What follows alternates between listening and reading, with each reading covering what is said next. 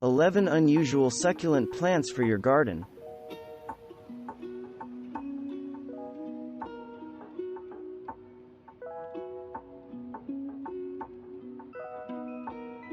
The Echeveria genus of succulents, also known as Mexican hens and chicks, encompasses hundreds of rosette-forming plants native to Mexico, Central America, and South America.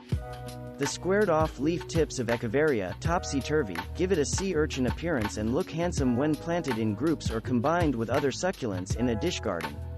Plant Topsy Turvy in a chartreuse pot to show off its pale bluish-green leaves. Sometimes called Plover Eggs plant, Adramyscus cooperi sports pudgy little leaves dotted with purplish-gray speckles. The plants are especially sensitive to frost and must not be exposed to temperatures lower than 45 degrees Fahrenheit. The speckles on plover egg plants will become more pronounced in bright sunlight. Plants are easy to propagate by leaf cuttings.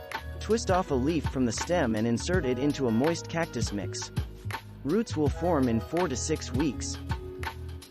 In spite of its petite mature size of 3 inches, the remarkable Aloinopsis luckhoffii commands attention with its profusion of fleshy geometric leaves topped with bumpy white dots. This unusual form, along with hues of green, gray, and brown, help the plants blend in with rocks, a survival adaptation to prevent being eaten.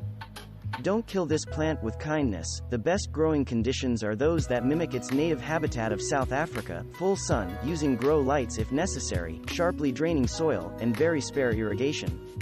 Plants are tender, so bring them indoors if you expect a frost. A South African relative of the Kalanchoe, Crinkle leaf plants Adramyscus cristatus feature triangular leaves with lightly ruffled tips. Crinkle leaf plants tolerate a light frost, but grow best in a cool sunny spot with infrequent waterings. Red and white flowers may peek out between the 2-inch leaves on mature plants. Faucaria felina is the kind of plant that both attracts and repels the temptation to touch the strangely serrated leaves. In addition to the fascinating leaf form of pebbled tiger jaws, the plants may produce golden yellow flowers that nearly obscure the plant in fall and winter. Pebbled tiger jaw plants fill a niche for those who need a shade-tolerant succulent, but they also require more irrigation than most succulents. If the plants become too dry and the leaves separate from the stems, you can use them to start new plants if you act quickly. Euphorbia obesa is just the plump character to beef up your indoor container garden. Its spherical shape adds heft and textural interest to plantings, but don't bear the spines one would expect on a round succulent. Weekly watering is pleasing to the baseball plant and will help it to live a long life in your home. Petite flowers may appear on the top of the globe, giving you a signal that the plant is thriving. Graptopetalums such as Topsy Debbie form rosettes of leaves that spread by offsets, which easily form new plants for your propagating pleasure. Plants must grow in full sun for best health and vigor. Classic aloe plant has gotten an update. Aloe hawthoroides has dozens of feathery bristles on each leaf, which are all bark but no bite.